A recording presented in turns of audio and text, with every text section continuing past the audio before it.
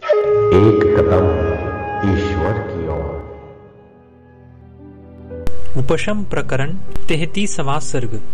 हरिभक्ति से प्रहलाद के विवेक आदि गुणों का उदय और प्रसन्न हुए हरि को अपने आगे देखकर स्तुति। श्री वशिष्ठ जी ने कहा, वत्स श्री रामचंद्र जी, अनुचित देखने से कुपित हुए अतएव पूर्वोक्त रीति से जोर से चिल्लाकर पूछ रहे देव वृंद से शत्रुओं का विनाश करने वाले भगवान जैसे मयूरों के झुंड से बादल बोलता है, वैसे ही निम्न निर्दिष्ट वाक्य बोले। श्री भगवान ने कहा, हे देव वृंद, प्रहलाद भक्तिमान हो गया है, यह जानकर आप लोग दुखी न हो।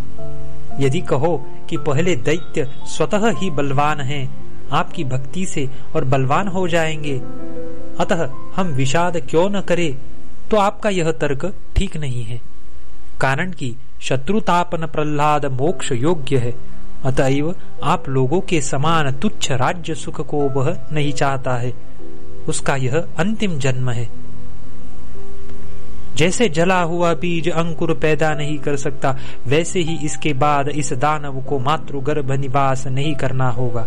यदि गुणवान पुरुष गुणहीन हो जाए तो इसे विद्वान लोग पुरुषार्थ का विघात करने वाला क्रम कहते हैं।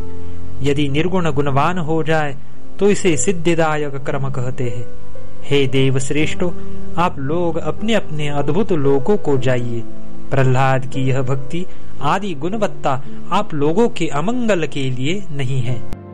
श्री वशिष्ठ जी ने कहा, हे श्री रामचंद्र जी, भगवान देवताओं से यह कहकर वहां क्षीर सागर की लहरों में तटवर्ती तापिच्छ वृक्ष के गुच्छों की तरह अंतर्हित हो गए। जैसे पहले आकाश से समुद्र में गिरा हुआ जलकन समूह मंदराचल से कंपित सागर से फिर आकाश में चला जाता है, वैसे ही पहले आकाश से आए हुए वे देवता भी स्तुति द्वारा भगवान की पूजा कर फिर आकाश में चले गए। तब से प्रहलाद के प्रति देवताओं की मित्रता हो गई। जिस पुरुष या विषय में अपने पूजनीय पिता आचार्य आदि उद्विग्न नहीं हुए, उसमें बालकों का भी मन विश्वासी हो जाता है, यह प्रसिद्ध है। इस प्रकार के भक्तिमान प्रहलाद ने देवादि देव भगवान विष्णु की प्रतिदिन मन, कर्म और वचन से पूजा की। तदनंतर भगवत पूजा में परायण प्रहलाद के समय पाकर विवेक, आनंद, वैराग्य, विभव आदि गुण बढ़ गए। जैसे सूखे हुए वृक्ष की ओर किसी का आकर्षण नहीं होता है, वैसे ही उसकी भोगों की ओर अभिरुचि न थी, और जैसे मृग जनाकीर्ण भूमि में प्रसन्न नहीं होता, वैसे ही वह कांताओं में नहीं रमता था। शास्त्रार्थ कथन के सिवा अशास्त्रीय लोक वृत्तों में वह नहीं रमता था। स्थल में जैसे कमलिनी का प्रेम नहीं होता, वैसे ही दर्शन योग्य समाज, उत्सव आदि कौतुकों में उसका प्रेम न था।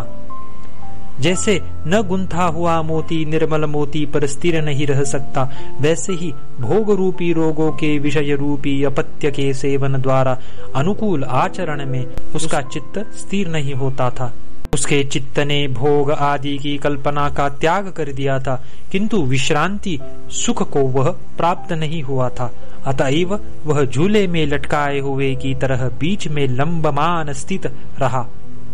भगवान विष्णु ने प्रहलाद की उस स्थिति को क्षीर सागर से सब में विद्यमान अपनी परम रमणीय बुद्धि से जान लिया। तदनंतर भक्तों को आह्लादित करने वाले भगवान विष्णु पाताल मार्ग से पूजा देव गृह में प्रहलाद के सामने आए।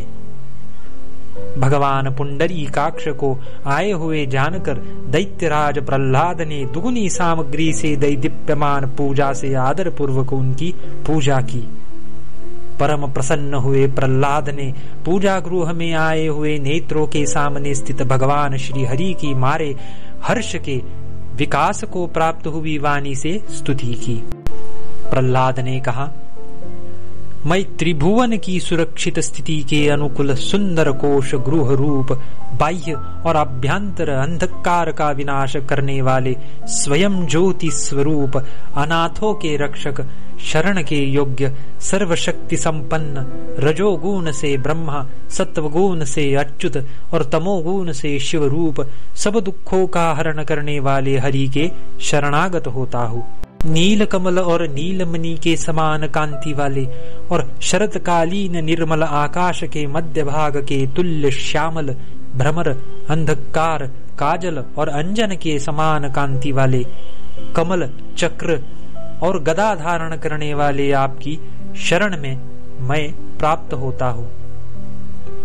जिनका शरीर भौरों की राशि के समान कोमल है, जिनका शुभ्र शंख सफेद कमल के कुंडल के समान सुशोभित होता है, श्रुति ही जिनका गुंजन है, ऐसे ब्रह्मा जी जिनके नाभि कमल के भ्रमर हैं, एवं जो अपने भक्तों के हृदय कमल में निवास करते हैं, ऐसे भगवान की मैं शरण लेता हूँ। सफेद नख रूपी तारे जिसमें बिखरे हुए, मंद मंद हास से प्रकाशमान मुख ही जिसमें पूर्ण चंद्र बिंब है, एवं कौस्तुभ मणि की किरण राशि ही जिसमें आकाश गंगा है, इस प्रकार के विस्तृत हरि रूपी शरतकालीन आकाश की मैं शरण लेता हूँ।